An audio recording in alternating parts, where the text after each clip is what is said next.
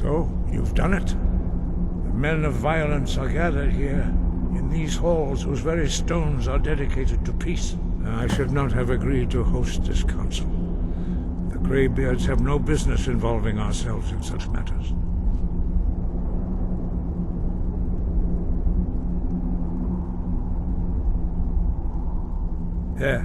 Yes. Which is why I allowed this violation of all our traditions. But regrets are pointless. Here we are. Take your seat at the council table, and let us see what wisdom we can find among these warriors of Skyrim. So, Arngeir, is it? You know why we're here. Are you going to let us in or not? You are not invited here. You are not welcome here. We have as much right to be at this council as all of you. More, actually, since we were the ones that put the Dragonborn on this path. Were you? Hubris of the Blades truly knows no bounds. Delphine, we're not here to rehearse old grudges. The matter at hand is urgent. Alduin must be stopped. You wouldn't have called this council if you didn't agree. We know a great deal about the situation and the threat that Alduin poses to us all. You need us here if you want this council to succeed.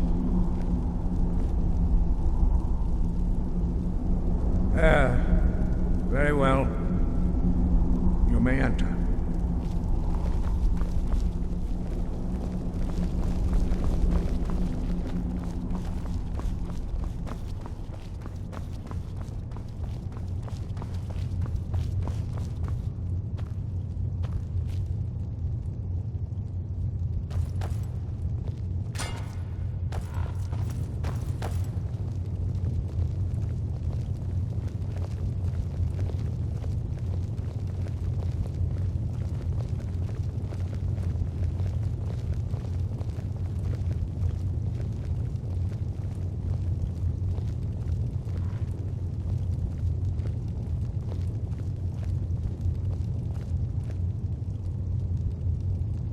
Now that everyone is here, please take your seats so we can begin.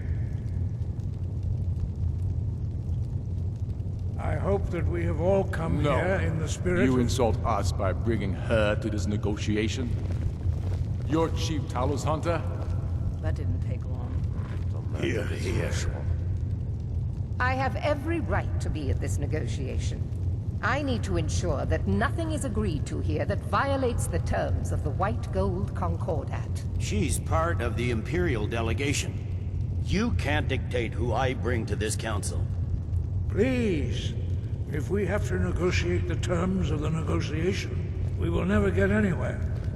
Perhaps this would be a good time to get the Dragonborn's input on this matter.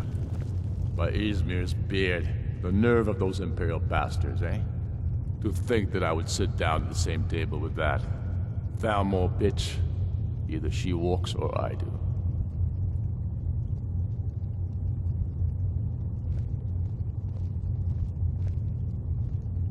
Maybe so, but bringing her here is a deliberate provocation. Tullius needs to know I won't be pushed around.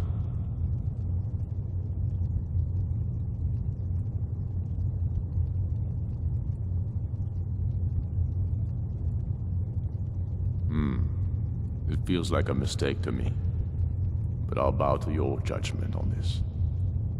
But she is to observe, nothing more. We are not negotiating with her. Is that clear? Ulfric, why so hostile? After all, it's not the Thalmor that's burning your farms and killing your sons. She's supposed to be on our side? No, exactly. No. Not this time. Now that that's settled, may we proceed? I have something to say first. Here we go. The only reason I agreed to attend this council was to deal with the dragon menace. There's nothing else to talk about. Unless the Empire is finally ready to renounce its unjust claim to rule over the free people of Skyrim. I knew he wouldn't be We're able here to resist. arrange a temporary truce to allow the Dragonborn here to deal with the dragons, nothing more. I consider even talking to the Empire a generous gesture. Are you done? Did you just come here to make speeches, or can we get down to business? Yes, let's get this over with. Are we ready to proceed? Jarl Ulfric, General Tullius, this council is unprecedented. We are gathered here at the Dragonborn's request. I ask that you all respect the spirit of High Hrothgar, and do your best to begin the process of achieving a lasting peace in Skyrim. Who would like to open the negotiations? Yes, let's get down to it. We want control of Markarth. That's our price for agreeing to a truce. So that's why you're here, Ulfric? You dare to insult the Greybeards by using this council to advance your own position? Jarl Elisif. General, this is outrageous. You can't be taking this demand seriously. I thought we were here to discuss a truce. Elisif, I said I'd handle it. Ulfric, you can't seriously expect us to give up Markarth at the negotiating table. You hope to gain in council what you've been unable to take in battle, is that it? I'm sure Jarl Ulfric does not expect something for nothing. Yes, that'd be entirely out of character. I want in return. Wait, General, you don't intend to just hand over Markarth to that traitor?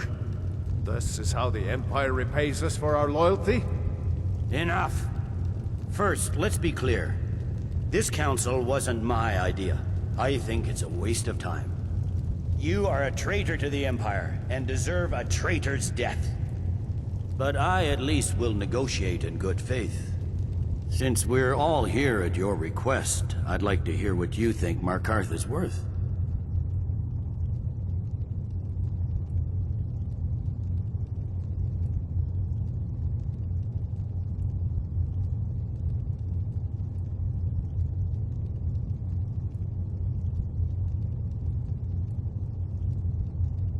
In exchange for Markarth, the source of most of Skyrim's silver. Hardly. Riften seems like a better choice to me. Well fortified, easily resupplied from across Lake Honric, plus all the mead we can drink.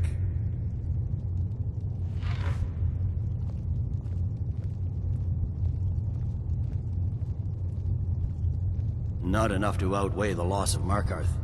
With the Reach in enemy hands, our whole position in Solitude would be threatened.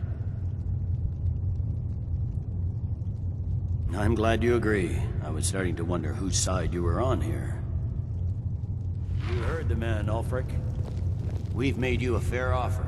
Are you serious about these talks, or are you just here to posture? I expected better from you, Dragonborn.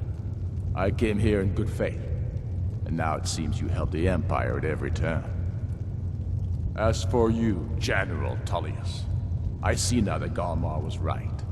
Talking to the Empire is just as useless as ever. If you think you can hold Markarth, you're as deluded as your Emperor when he signed away our freedom to the Thalmor. Skyrim will never again bow to your false empire. Let's go, Galmar. I should have listened to you in the first place. You always were a fool, Ulfric. You're no better at diplomacy than you are in the battlefield. Stop! Are you so blind to our danger that you can't see past your petty disagreements? Here you sit arguing about nothing, while the fate of the land hangs in the balance. Is he with you, Delphine?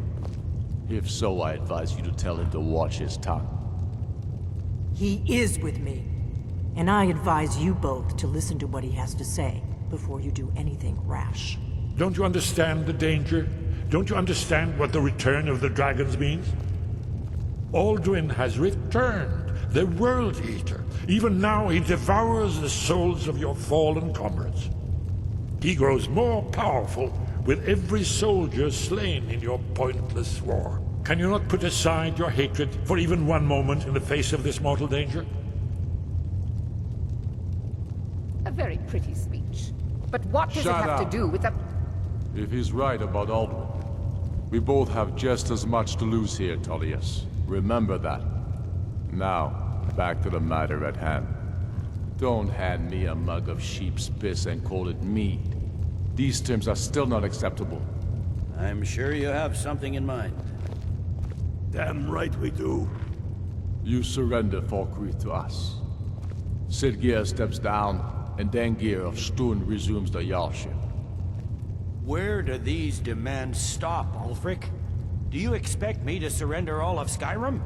It seems I have no choice but to let the Dragonborn decide, although I'm starting to doubt your fairness. What say you, Dragonborn?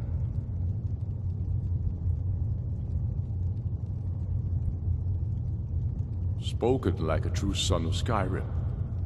I suppose that's the fairest deal we're likely to get. It seems we may have an agreement. Jarl Ulfric, General Tullius, these are the terms currently on the table. Markarth will be handed over to Ulfric's forces, Jarl Igmund will step down, and Thongvor Silverblood will become the Jarl of Markarth. The Stormcloaks will withdraw from the rift, allowing Imperial troops unhindered access. Jarl Leila Lawgiver will step down, and Maven Blackbriar will become the Jarl of Riften. Falkreath will be turned over to Ulfric, and Dengir of Stun will return as Jarl. You both agree to this? The Sons of Skyrim will live up to their agreements, as long as the Imperials hold to theirs. What about you, Elisif? Are these terms to your liking? Speak up!